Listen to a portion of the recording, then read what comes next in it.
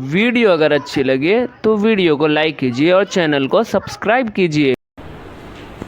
السلام علیکم ورحمۃ اللہ وبرکاتہ۔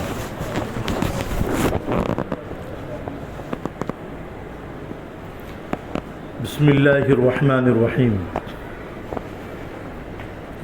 خطباتہ صلی اللہ علیہ وسلم فی الدجال ومسیلمۃ ویأجوج ومأجوج والخسف، خطبۃ لہ صلی اللہ علیہ وسلم فی الدجال یرویہا ابن عمر رضی اللہ تعالی عنہما۔ نبی کریم صلی اللہ علیہ وسلم کے بیانات دجال اور مسیلمہ بن کذاب اور یاجوج ماجوج کے بارے میں اور دھسائے جانے کے متعلق بارے میں نبی کریم صلی اللہ علیہ وسلم کا بیان دجال کے بارے میں، جس کو حضرت عبداللہ ابن عمر رضی اللہ تعالی عنہما نے نقل فرمایا ہے، روایت کیا ہے۔ اخرج احمد عن عبداللہ ابن عمر رضی اللہ تعالی عنہما قال كنا نتحدث بحجة الوداع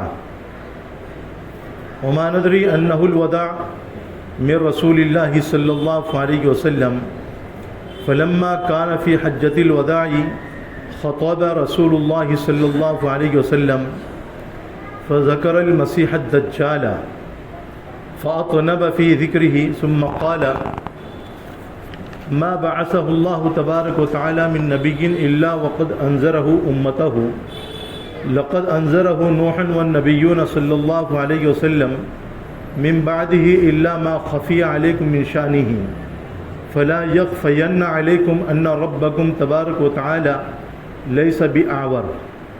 قال الهيثمي: رجاله رجال الصحيح وفي الصحيح بعضه۔ امام احمد رحمۃ اللہ علیہ نے اس حدیث کو حضرت عبداللہ ابن عمر رضی اللہ تعالیٰ عنہما سے نقل فرمایا ہے، روایت کیا ہے۔ عبداللہ ابن عمر رضی اللہ تعالیٰ عنہما نے فرمایا کہ ہم لوگ آپس میں حج کے متعلق گفتگو کرتے تھے کہ ہم نبی کریم صلی اللہ علیہ وسلم کے ساتھ میں حج کریں گے، مگر ہم یہ نہیں جانتے تھے کہ یہ حجۃ الوداع رسول اللہ صلی اللہ علیہ وسلم کی طرف سے ہوگا اور حضور کا یہ حجۃ الوداع ہوگا، آخری حج ہوگا۔ اس چیز کو ہم جانتے نہیں تھے، صرف ہم میں یہی گفتگو ہوتی تھی کہ ہم نبی کریم صلی اللہ علیہ وسلم کے ساتھ میں سفر میں جائیں گے اور سفر میں جا کر کے حج کریں گے۔ فلما کان فی حجۃ الوداع، جب نبی کریم صلی اللہ علیہ وسلم حجۃ الوداع میں تھے تو مسیح دجال کا ذکر فرمایا اور اس کے بارے میں لمبی گفتگو فرمائی۔ فأطنب فی ذکرہ، اس کے بارے میں لمبی گفتگو فرمائی۔ پھر نبی کریم صلی اللہ علیہ وسلم نے فرمایا، اللہ رب العزت نے کوئی نبی ایسا نہیں بھیجا کہ جس نے اپنی امت کو دجال سے نہ ڈرایا ہو۔ حضرت نوح علیہ السلام نے بھی اپنی امت کو ڈرایا، اور نوح علیہ السلام کے بعد میں جتنے بھی نبی آئے انہوں نے بھی اپنی اپنی امتوں کو ڈرایا، مگر ایک چیز جو ہے دجال کے متعلق بہت سے لوگوں سے مخفی رہی۔ تم پر جو ہے وہ چیز پوشیدہ نہیں رہنی چاہیے۔ فلا یخفین علیکم ان ربکم تبارک و تعالی لیس بعور، کہ مسیح دجال کانا ہے اور تمہارا رب کانا نہیں ہے۔ اب یہ مسیح دجال کانا ہے، حضور نے کیوں بیان فرمایا؟ اس کے متعلق آگے حدیث آ رہی ہے، اور اللہ رب العزت جو ہے ہر عیب سے پاک ہے۔ لیس کمثلہ شیء وہو السمیع البصیر، کہ اللہ رب العزت جو ہے مخلوقات میں کسی کے مانند نہیں ہے۔ خطبۃ لہ صلی اللہ علیہ وسلم فی الدجال یرویہا سفینۃ رضی اللہ تعالی عنہ، نبی کریم صلی اللہ علیہ وسلم کے بیانات دجال کے بارے میں جس کو حضرت سفینہ رضی اللہ تعالی عنہ نقل فرماتے ہیں. اخرج احمد والطبرانی واللفظ له عن سفینہ رضی اللہ تعالی عنہ قال خطبنا رسول اللہ صلی اللہ علیہ وسلم فقال انه لم يكن نبي قبل الا حذر امته الدجال وهو اعور عينه اليسرى بعينه اليمنى ظفرة غليظة مكتوب بين عينيه كافر يخرج معه واديان احدهما جنة والآخر نار فجنته نار وناره جنة معه ملكان من الملائكة يشبهان بنبيين من الأنبياء احدهما عن يمينه والآخر عن شماله وذلك فتنة الناس يقول ألست بربكم أحيي وأميت الى آخر الحدیث. امام احمد رحمۃ اللہ علیہ نے اس حدیث کی تخریج کی ہے اور امام طبرانی رحمۃ اللہ علیہ نے بھی بیان کیا ہے اور اس کے الفاظ امام طبرانی رحمۃ اللہ علیہ کے ہیں. حضرت سفینہ رضی اللہ تعالیٰ عنہ سے روایت ہے کہ حضرت سفینہ رضی اللہ تعالیٰ عنہ نے کہا نبی کریم صلی اللہ علیہ وسلم نے ہمیں خطبہ دیا یعنی ہمارے سامنے بیان کیا. بس آپ نے فرمایا کہ کوئی نبی ایسا نہیں گزرا مجھ سے پہلے کہ جس نے اپنی امت کو دجال کے متعلق نہ ڈرایا ہو. اور دجال بائیں آنکھ سے کانا ہوگا. کون سی آنکھ سے؟ بائیں آنکھ سے کانا ہوگا اور اس کی دائیں آنکھ میں ابھرا ہوا ایک گوشت ہوگا. اس کی جو ہے نا دائیں آنکھ میں ابھرا ہوا ایک گوشت ہوگا, گوشت کا ٹکڑا زفرۃ غلیظۃ, اور اس کی دونوں آنکھوں کے درمیان کافر لکھا ہوا ہوگا اور اس کے ساتھ میں دو وادیاں ہوگی. ان میں سے ایک وادی جنت کی ہوگی اور دوسری جہنم کی ہوگی. پس دجال کی جنت آگ ہے اور پس دجال کی جنت اس کی جہنم ہے اور اس کی جہنم جنت ہے. اور دجال کے ساتھ میں دو فرشتے بھی ہوں گے. کیا فرمایا کہ دجال کے ساتھ میں فرشتوں میں سے دو فرشتے ہوں گے اور وہ دونوں انبیاء علیہ الصلوۃ والتسلیم میں سے دو نبیوں کے مشابہ ہوں گے.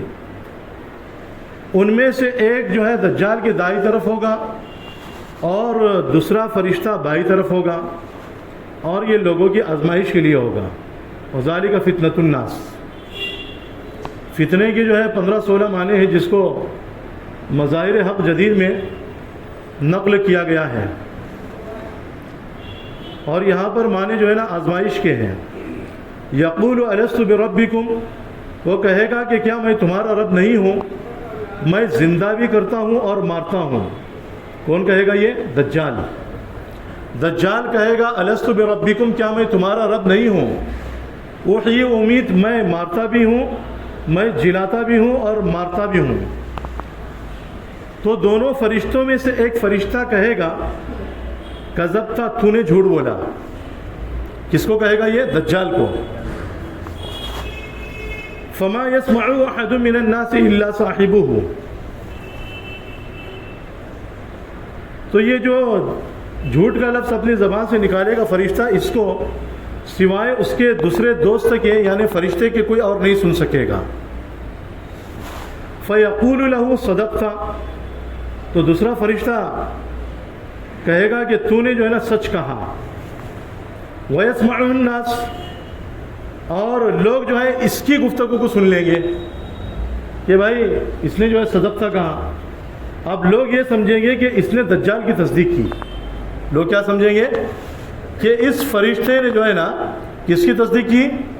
دجال کی تصدیق کی. اس لیے اللہ کے رسول نے فرمایا وذالک فتنۃ الناس, یہ لوگوں کے لیے آزمائش کا ذریعہ ہوگا, فتنہ ہوگا.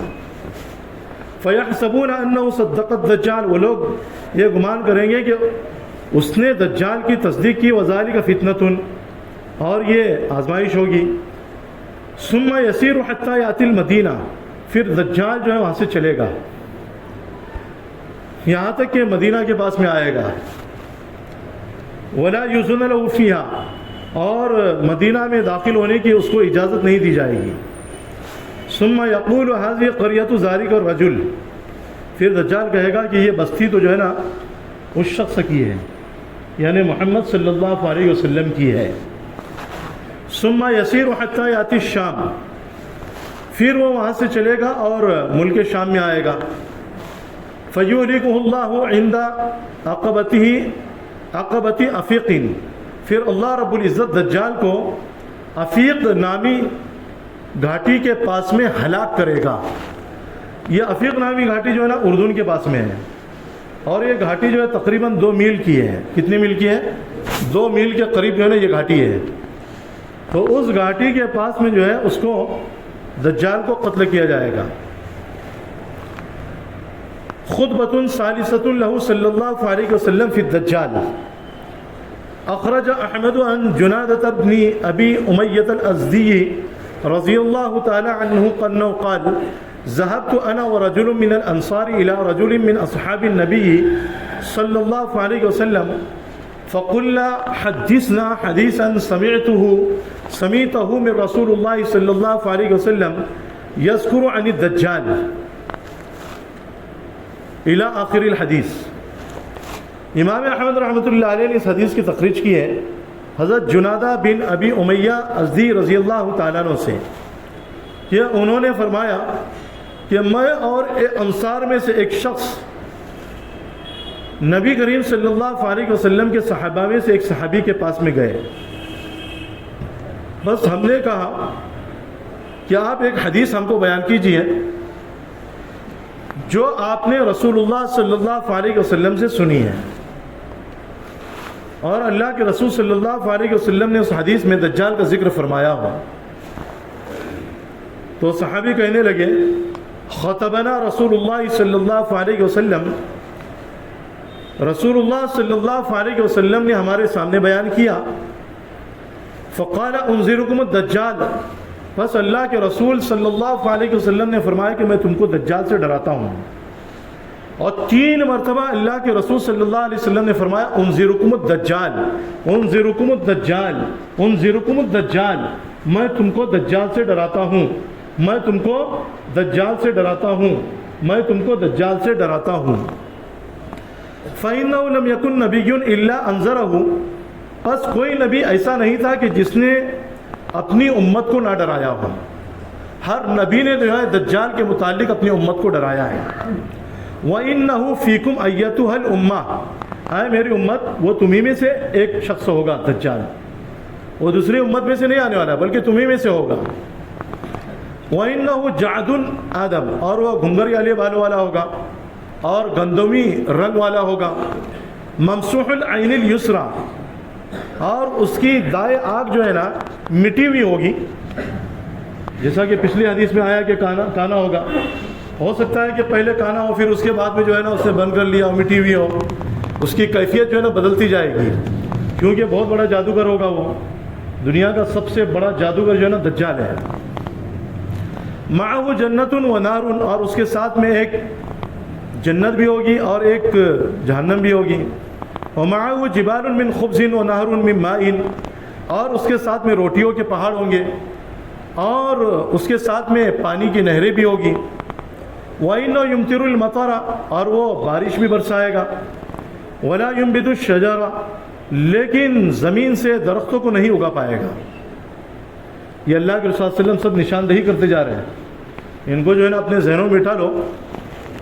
وَإِنَّهُ يُسَلِّطُ عَلَى نَفْسٍ فَيَقْتُلُهَا وَلَا يُسَلِّطُ عَلَى غَيْرِهَا، وہ ایک شخص کو پکڑے گا اور اس کے اوپر غالب آ جائے گا، اس کو قتل کر دے گا، پھر اس کے بعد میں جو ہے نا کسی دوسرے کو قتل نہیں کر سکتا ہو. وَإِنَّهُ يَمْكُثُ فِي الْأَرْضِ 40 صَبَاحًا، اور وہ روئے زمین پر 40 دن تک کے ٹھہرے گا، 40 تک ٹھہرے گا.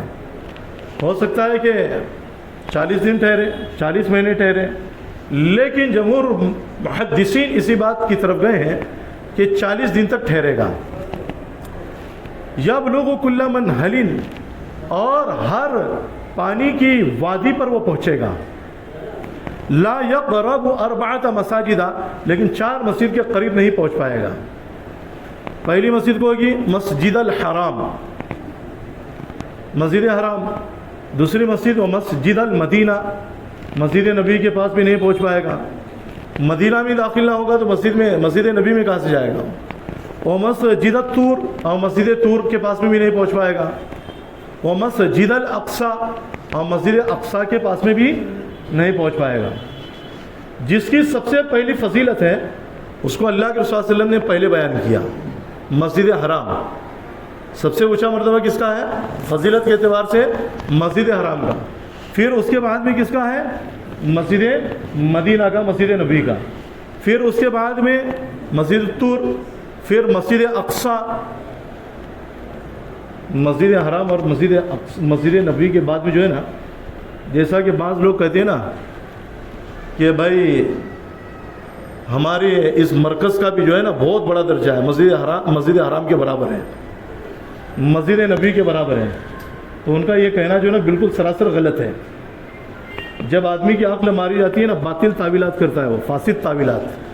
کون سی تعویلات کرتا ہے وہ؟ فاسد تعویلات کرتا ہے, غلط مطلب بیان کرتا ہے احادیث کے. اس لیے جو ہے نا احادیث کے غلط مطلب بیان کرنے سے بچے.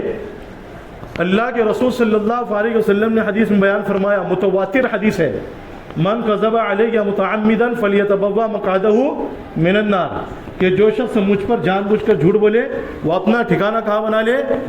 جہنم میں بنا لے. متواتر حدیث ہے یہ. صحابہ کی ایک جماعت نے نقل کیا, صحابہ سے تابعین کی ایک جماعت نے نقل کیا, تابعین سے تبع تابعین کی ایک جماعت نے نقل کیا, اور ہم تک کہ یہ حدیث پہنچی جماعتوں سے پہنچی ہے, پوری مستقل ایک جماعت سے متواتر طور پر جو ہے نا بہت سے لوگوں نے بیان کیا ہے. تو اس لیے جو ہے نا ایسی باتیں بیان نہ کریں جو قرآن اور حدیث کے خلاف ہو. قرآن اور حدیث کے خلاف جب بات ہوتی ہے نا, یہ امت میں جو ہے نا بہت جلدی پھیلنے لگتی ہے, بہت جلدی پھیل جاتی ہے, اتنے جلدی پھیلتی ہے. اور امت کا عقیدہ بھی جو ہے نا اتنا خراب ہے کہ لوگ اس کو جو ہے نا صحیح سمجھ بیٹھتے ہیں اور اسی کے اوپر مکمل بھروسہ کر لیتے ہیں. تو یہاں پر جو ہے نا میں نے آپ کو نشاندہی کیوں کی ہے؟ اس کی وجہ یہ ہے کہ بعض لوگ یہ کہتے ہیں کہ ہمارے اس مرکز کا درجہ حرمین شریف کے برابر ہے. نعوذ باللہ. اللہ کے رسول صلی اللہ علیہ وسلم نے کیا فرمایا؟ مسجد حرام کے پاس میں نہیں پہنچے گا, مسجد مدینہ کے پاس میں نہیں پہنچے گا, مسجد طور کے پاس میں نہیں پہنچے گا, مسجد اقصی کے پاس میں نہیں پہنچے گا. اگر وہ بھی جو ہے ان کے برابر ہوتا تو وہاں بھی نہیں پہنچتا. اگر وہ بھی جو ہے نا ان کے برابر ہوتی, ان کے لائن میں ہوتی تو وہاں بھی نہیں پہنچتا. تو اللہ کے رسول نے نشاندہی کہی تھی کہ یہ سب کہنے والے غلط ہیں. ٹھیک ہے, وہاں دین کا کام ہو رہا ہے, اپنے اعتبار سے ہو رہا ہے, لیکن غلط مطلب بیان نہ کرے بالکل. وما شبہ علیکم فإن ربکم عز وجل لیس بأعور, اور دجال تم پر جو ہے نا مشتبہ نہیں ہونا چاہیے. اللہ کے رسول صلی اللہ علیہ وسلم نے اس کی صورت کو, اس کی سیرت کو بھی بیان کر دیا. کس کے؟ دجال کی. تو اس لیے اللہ کے رسول صلی اللہ علیہ وسلم نے فرمایا دجال تم پر مشتبہ نہیں ہونا چاہیے, بس بلا شبہ تمہارا رب کانا نہیں ہے. اس حدیث میں بھی اللہ کے رسول صلی اللہ علیہ وسلم نے بیان فرما دیا. خطبۃ طویلۃ لہ صلی اللہ علیہ وسلم فی الدجال یرویہا ابو امامہ, نبی کریم صلی اللہ علیہ وسلم کا بیان دجال کے متعلق جس کو حضرت ابو امامہ رضی اللہ تعالیٰ عنہ نقل فرماتے ہیں. اخرج الحاکم عن ابی امامۃ الباہلی رضی اللہ تعالیٰ عنہ قال خطبنا رسول اللہ صلی اللہ علیہ وسلم یوما فکان اکثر خطبته ذکر الدجال یحدثنا عنہ حتی فرغ من خطبته. امام حاکم رحمۃ اللہ علیہ نے اس حدیث کی تخریج کی ہے حضرت ابو امامہ باہلی رضی اللہ تعالیٰ عنہ سے کہ انہوں نے فرمایا کہ نبی کریم صلی اللہ علیہ وسلم نے ہم کو ایک دن بیان کیا, اور آپ صلی اللہ علیہ وسلم اپنے خطبے میں یعنی جو خطبہ دیا تھا اس میں دجال کا ذکر جو ہے کثرت سے کیا, یہاں تک کہ اس خطبے سے فارغ ہو گئے. فکان فیما قال لنا یومئذ, تو اللہ کے رسول صلی اللہ علیہ وسلم نے اس خطبے میں یہ بھی بیان فرمایا ان اللہ تعالی لم یبعث نبیا الا حذر امته الدجال وانی آخر الانبیاء وانتم آخر الامم. بلا شبہ اللہ رب العزت نے نہیں بھیجا کسی نبی کو مگر اس نبی نے اپنی امت کو دجال سے ڈرایا ہے, اور بلا شبہ میں آخری نبی ہوں, انبیاء کا بالکل آخری ہوں. کیا فرمایا؟ آخر. وَأَنْتُمْ آخر الامم، اور تم آخری امت ہو. یہ لمبی لمبی تشریحات ہے بہت، جملہ تو جو ہے نا مختصر تھا لیکن تشریحات بہت لمبی لمبی ہے. وَهُوَ خَارِجٌ فِيكُمْ لَا مَحَالَةَ، اور دجال تم میں ہی نکلنے والا ہے یقیناً. فَإِن يَخْرُجْ وَأَنَا بَيْنَ أَظْهُرِكُمْ، بس اگر وہ نکل جائے اور میں تمہارے درمیان میں موجود رہوں تو ہر مسلمان کی طرف سے میں اس سے مقابلہ کروں گا. وَإِن يَخْرُجْ فِيكُمْ بَعْدِي فَكُلُّ امْرِئٍ حَجِيجٌ نَفْسِهِ، اور اگر وہ تم میں نکل جائے میرے بعد میں تو ہر آدمی اس سے مقابلہ کرے، اور اللہ رب العزت اس کا مددگار ہوگا میرے بعد. إِنَّهُ يَخْرُجْ مِنْ خَلَّةٍ بَيْنَ الْعِرَاقِ وَالشَّامِ، بلا شبہ دجال نکلے گا عراق اور شام کے درمیان والے راستے سے. فعاص یمینا وعاص شمالا، دائیں طرف بھی فساد پھیلائے گا اور بائیں طرف بھی فساد پھیلائے گا، یعنی ہر جگہ وہ فساد پھیلاتا رہے گا. یا عباد اللہ، اللہ کے بندو، فاثبتوا، تو تم جو ہے نا قائم رہنا، جمے رہنا. فإنه يبدأ فيقول أنا نبي، اب وہ اپنی گفتگو کو یہاں سے شروع کرے گا. کیا کہے گا؟ انا نبی، میں نبی ہوں. نعوذ باللہ، کیا کہے گا وہ؟ انا نبی. اور اللہ کے رسول نے پہلے حدیث میں بیان فرمایا انا آخر الانبیاء، میں سب سے آخری نبی ہوں. اور یہ کیا کہے گا کم وقت؟ انا نبی، میں نبی ہوں. ولا نبی بعدی، اللہ کے رسول صلی اللہ علیہ وسلم نے فرمایا میرے بعد کوئی نبی نہیں. ثم یثنی حتی یقول انا ربکم، پھر وہ دوسری بات کہے گا کہ میں تمہارا رب ہوں. کون کہے گا؟ دجال. جیسے مرزا غلام احمد قادیانی نے 2002 میں، نہیں 1902 میں، 2002 میں تو اس نے کیا، شکل بھی نہیں اس نے. 1902 میں مرزا غلام احمد قادیانی نے نبوت کا دعویٰ کیا اور مہدی ہونے کا بھی دعویٰ کیا تھا، اور ساتھ میں اس نے جو ہے حجر اسود ہونے کا بھی دعویٰ کیا تھا، کشمیر ہونے کا بھی دعویٰ کیا تھا، اور اس نے کعبۃ اللہ ہونے کا بھی دعویٰ کیا تھا، اور اس نے مریم ہونے کا بھی دعویٰ کیا تھا، عیسیٰ ابن مریم ہونے کا بھی دعویٰ کیا تھا. جب آدمی کو مار خلیہ کی بیماری ہو جاتی ہے نا تو وہ گڑ کی جگہ ڈھیلے کو چاٹتا ہے اور ڈھیلے کی جگہ گڑ کو استعمال کرتا ہے. تو مرزا غلام احمد قادیانی کو مال خلیہ کی بیماری ہو گئی تھی. ایک جیب میں جو ہے نا گڑ رکھا کرتا تھا اور ایک جیب میں ڈھیلا رکھا کرتا تھا. استنجے کی ضرورت ہوتی تو گڑ استعمال کرتا تھا، اور ذائقہ لینے کی ضرورت ہوتی تھی تو ڈھیلے کو چاٹا کرتا تھا.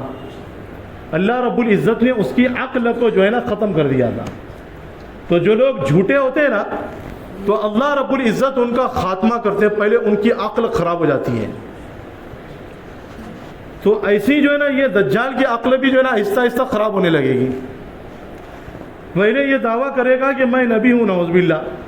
پھر دیکھے گا کہ یہاں پر تو جو ہے نا کوئی میری دال نہیں گل رہی ہے اور مجھ کو کوئی نبی تسلیم نہیں کر رہا ہے. تو اب کیا کرے گا؟ کہے گا کہ میں تو تمہارا رب ہوں. وَإِنَّهُ لَمْ يَكُنْ تَرَوْا رَبَّكُمْ حَتَّى تَمُوتُوا،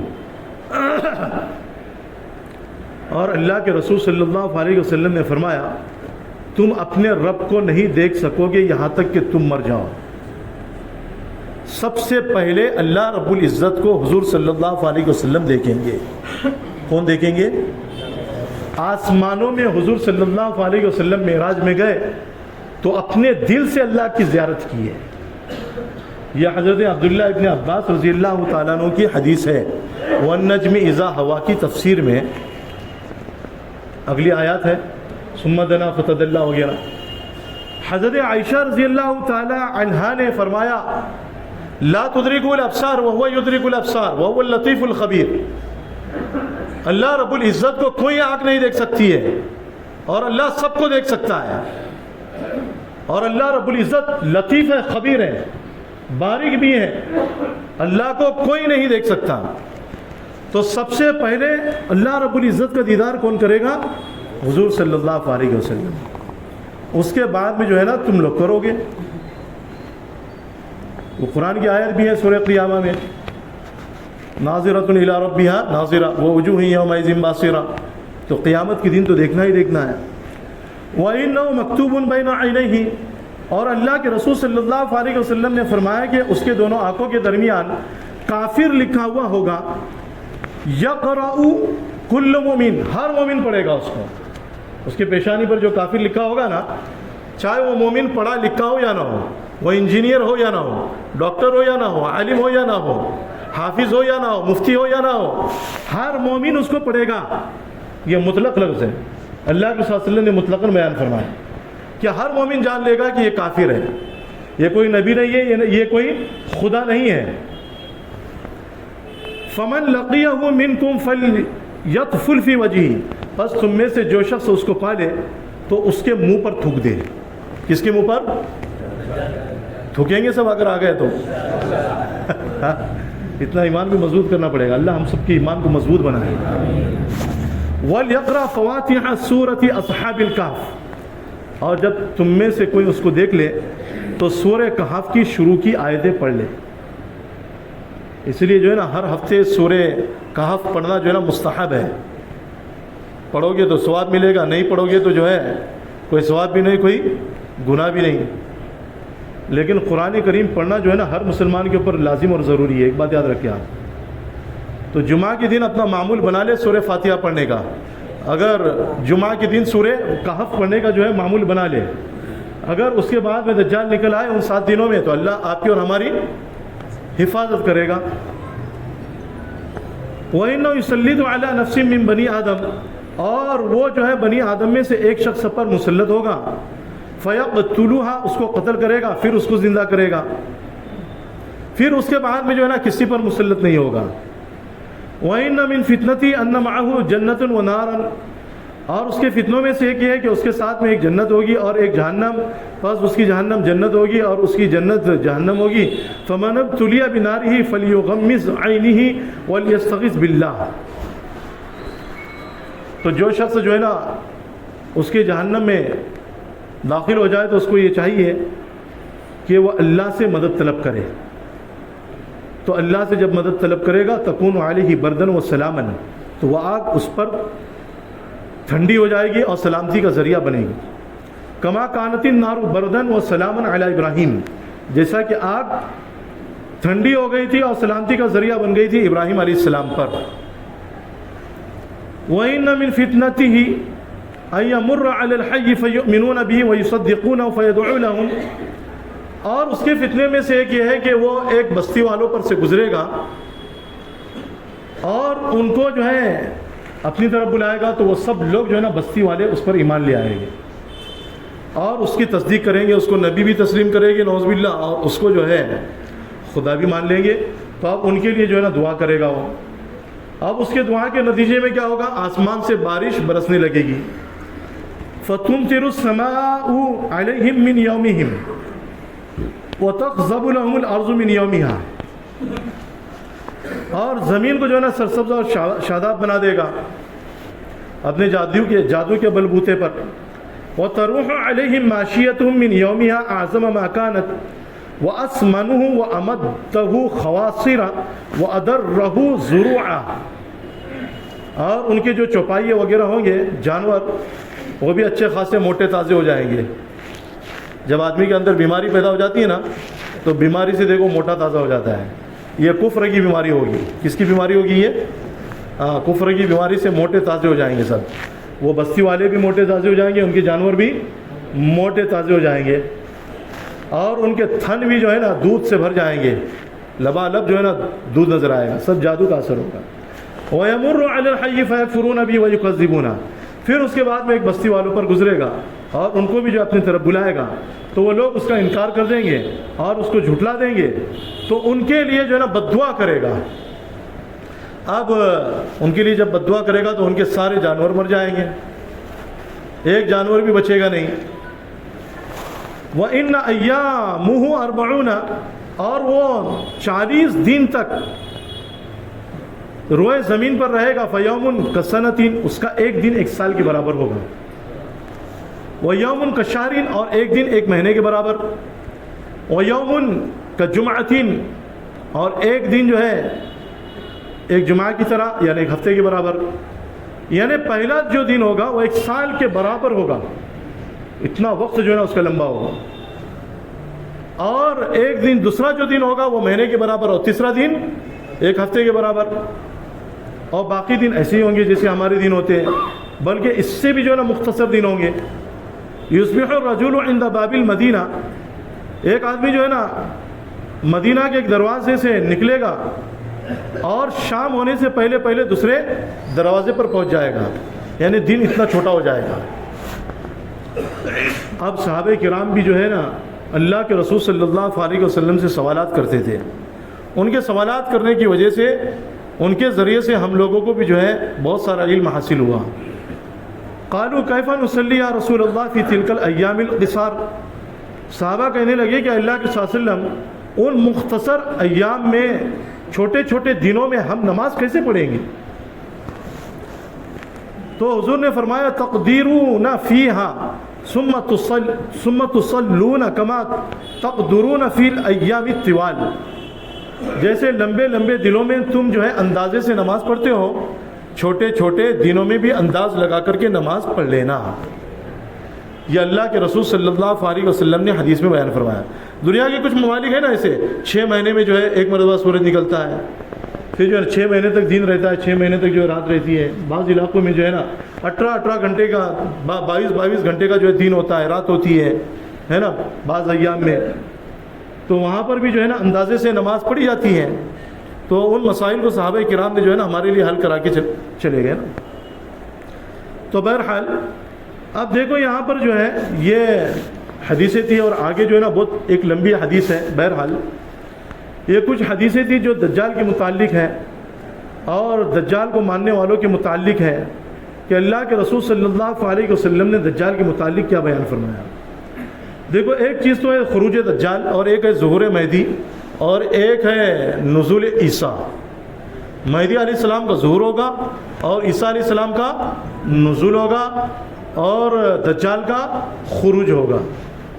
یعنی حضرت مہدی رضی اللہ تعالیٰ عنہ جو ہے یہاں پر پیدا ہوں گے مدینہ میں، اور عیسیٰ علیہ السلام آسمان سے اتریں گے اور دجال نکلے گا. مہدی الگ شخصیت ہے، حضرت مہدی الگ شخصیت ہے، حضرت عیسیٰ الگ شخصیت ہے، اور دجال ایک الگ شخصیت ہے. تینوں الگ شخصیت. دجال کو تو ہر کوئی مانتا ہے کہ بھئی وہ الگ شخصیت ہے، لیکن دجال کی بھی جو ہے نا بہت ساری باطل تعویلات کی گئی ہیں. اس کے گدھے کی بھی جو ہے نا باطل تعویلات کی گئی ہے. جیسا کہ شکیل بن حنیف کے ماننے والے کہتے ہیں کہ بھئی دجال جو ہے نا امریکہ دجال ہے، اور امریکہ کا جو فائٹر پلین ہے طیارۃ المقاتلہ، جھگڑا کرنے والا، لڑائی کرنے والا طیارہ، وہ دجال کا گدھا ہے. کیا کہتے ہیں؟ دجال کا گدھا ہے. تو کہتے ہیں کہ وہ حمار کے معنی تو ہے نا بوجھ اٹھانے والے کے ہوتے ہیں. اب وہ جو باطل تعویل کرنے والا ہوتا ہے نا وہ بھی بہت سارا بوجھ اٹھاتا ہے، وہ خود بیچارہ گدھا ہو جاتا ہے. باطل تعویل کرنے والا وہ خود جو ہے نا گدھا ہو جاتا ہے. تو جب آدمی کے دماغ میں ایسی سی بات آتی ہے نا، اسی باطل تعویلات کرنے لگتا ہے.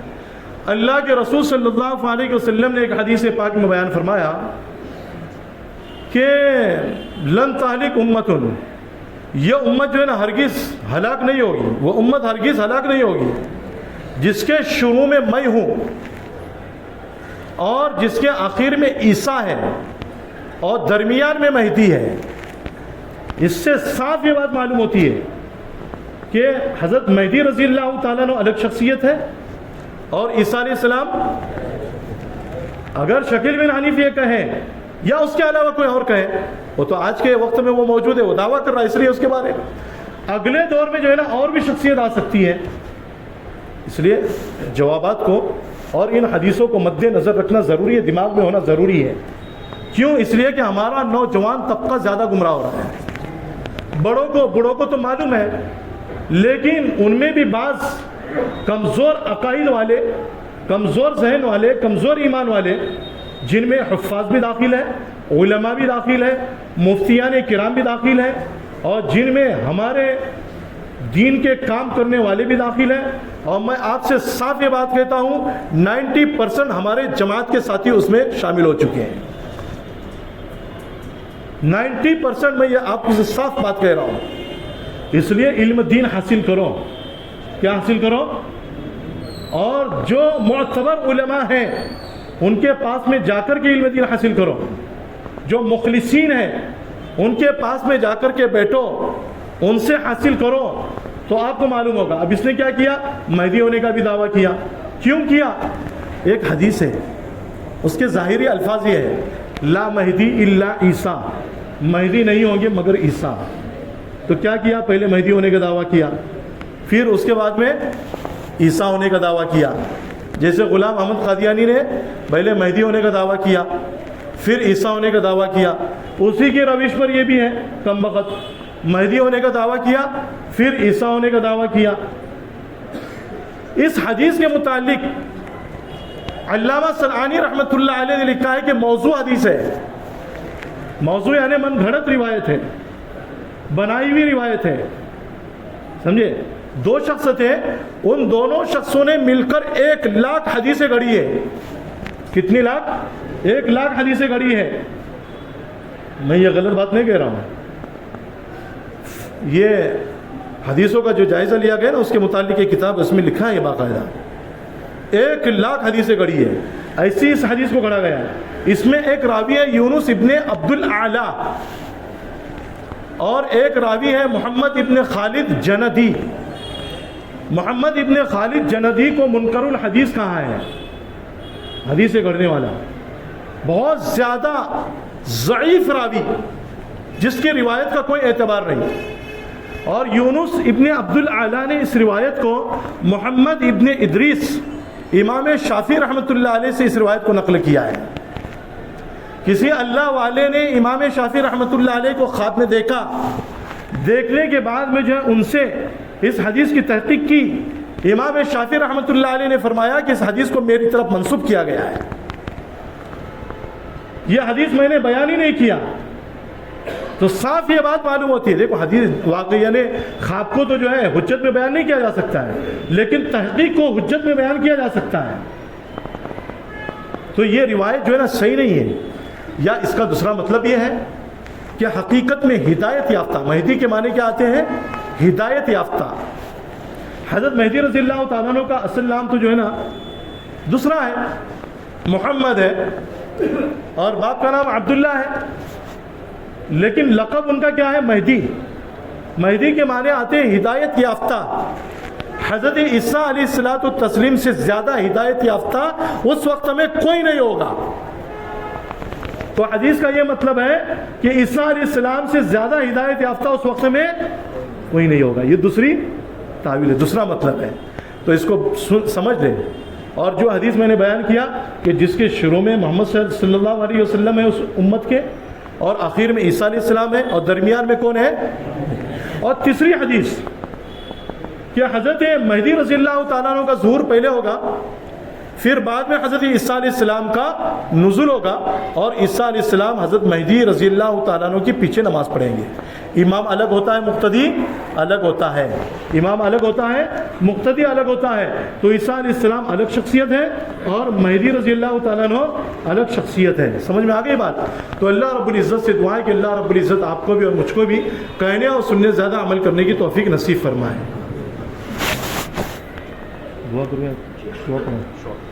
دعا پڑھ لے بھائی. سبحان اللہ بحمدہ، سبحانک اللہم وبحمدک، ونشہد ان لا الہ الا انت، ونستغفرک ونتوب الیک. سبحان ربک رب العزۃ عما یصفون، وسلام علی المرسلین، والحمد للہ رب العالمین. شادی کا نام سن، ایک تو وہاں خدمت کے بعد سے ہم مسجد کے شادی